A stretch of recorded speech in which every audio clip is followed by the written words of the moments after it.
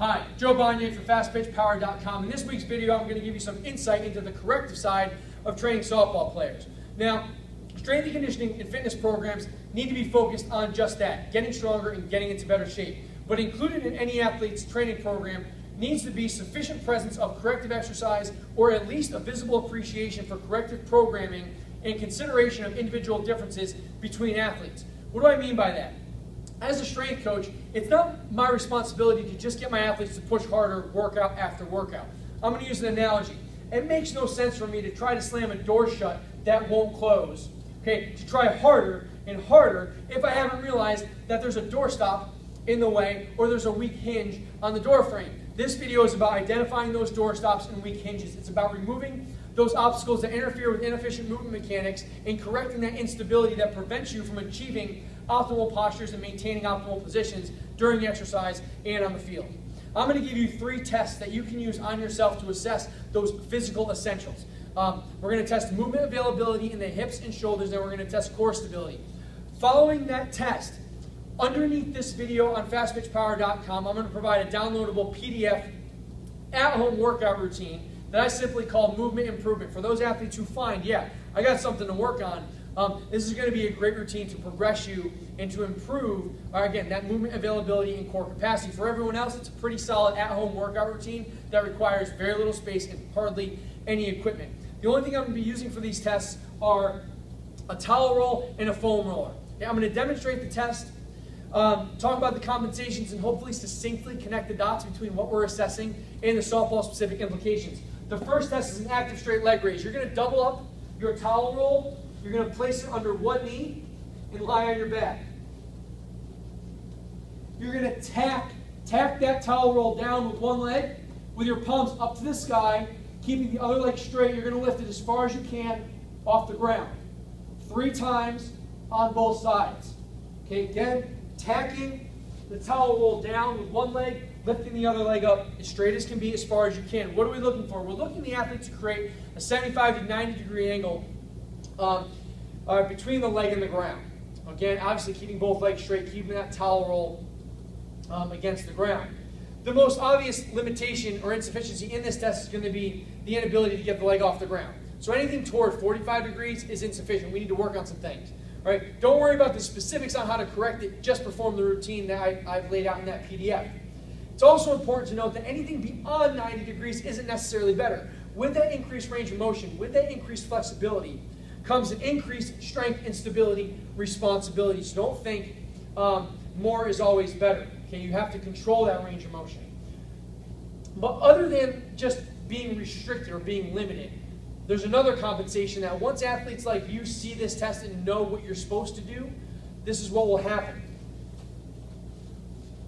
You're going to lie on your back in the starting position, and what some athletes will do is now that they know they need to get that leg up toward 90 degrees, is they'll let their other leg bend and the toe will turn out. So this leg is at 90, but look at my down leg. It's bent and the toe's flared out. Where else do we see this compensation in softball? How about during the pitching sequence? Okay, the inability to create good separation, extension off the back leg with the back foot pointed toward home plate throughout the drive-through phase. What happens? What typically is the technical compensation?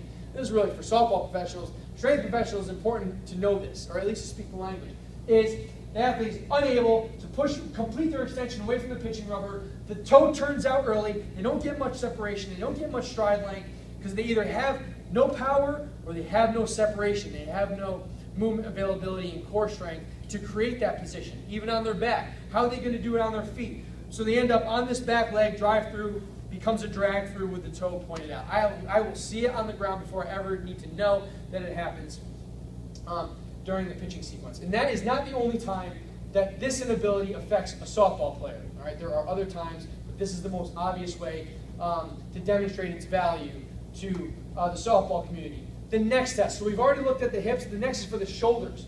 I'm going to lie on my back with the towel roll underneath my middle back.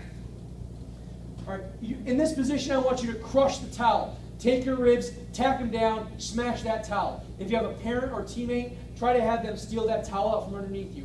Once you're in that position, you're going to take your arms straight, thumbs straight to the ground as far as you can go, and back, crushing the towel the whole time.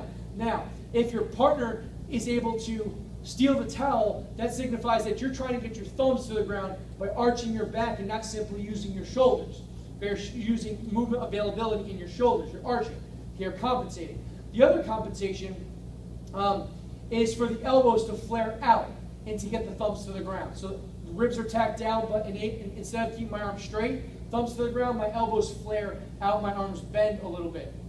Okay? So, where will we see these compensations in softball? Okay, if we get back into the pitching circle, what did we just test? Say I'm in my delivery phase, and what I assess is the ability for the arm to move freely overhead without compensation, okay, or any variability.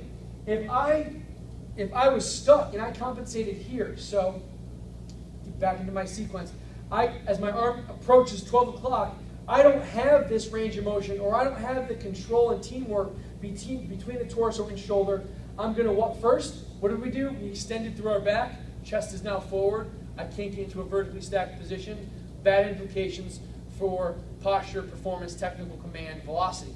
Okay? Instead of maintaining a vertically stacked organization and getting my arm in that optimal position through the shoulder, I extend through my back.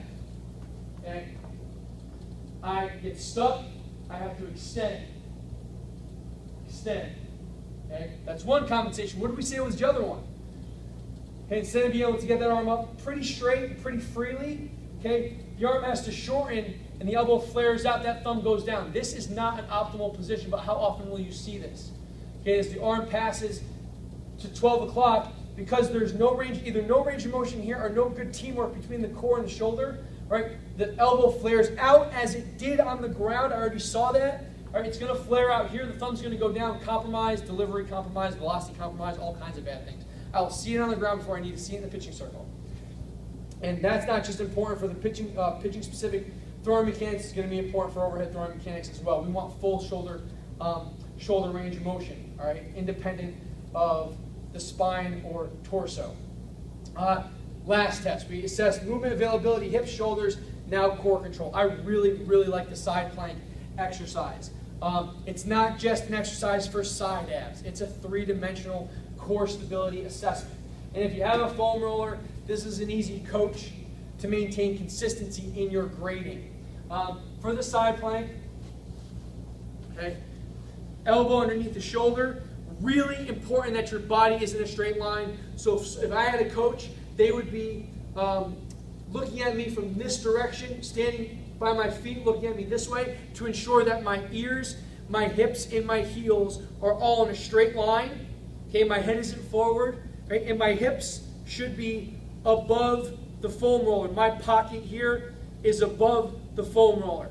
Okay, and this is going to be our test. If your butt goes back, your head comes forward, you get one try to reset yourself, and then once you break that posture again, test is over. Or if your hips dip down and you're unable to move this foam roller here, okay, it gets stuck, okay, test is over. So we're maintaining this good side plank position in a straight line, head chin pulled back, hips pressed forward, and enough room for the foam roller to pass for as long as you can. I'm looking for 45 seconds without a struggle. Okay, it shouldn't even look like you're trying. And without compensation, so you might need another set of eyes. Ears, hips, heels in a straight line, head not forward, butt not back. Where do we see head forward, butt back? Pitching sequence. Okay, stride foot hits the ground, butt back, head forward. I do not have the core control to maintain a vertically stacked position from the catcher or umpire's view. Hip hits the ground, no lateral or triplanar stability in the core, boom, out. Pushing the ball, bowling the ball toward home plate. That's the only analogy I'm going to use. I can tell you that it applies, that three-dimensional core stability applies to hitting and running as well, and movement on the field. I don't think I need to convince you of that. Okay, those are the tests. We have the active straight leg raise. You're going to perform 3 leg raises on both sides. You're going to do the overhead, or the lying overhead shoulder mobility exercise. Again, three times should be enough for you to get a sense of if you're restricted or not. Know that if you're super flexible, more is not always better. And then we have the side plank, which I really believe is a three-dimensional core stability exercise. 45 seconds without compensation is the goal. If you have trouble with any of those tests, even if you don't, perform that at-home movement improvement routine that is posted underneath this video on fastpitchpower.com. Sorry for being long-winded. I really appreciate you watching this video. If you have any questions, comments, individual questions regarding your athlete's ability, considerations on an individual basis, post a question underneath this video on YouTube on Fast Pitch Power, or send me an email to joe@fastpitchpower.com. Thanks for watching.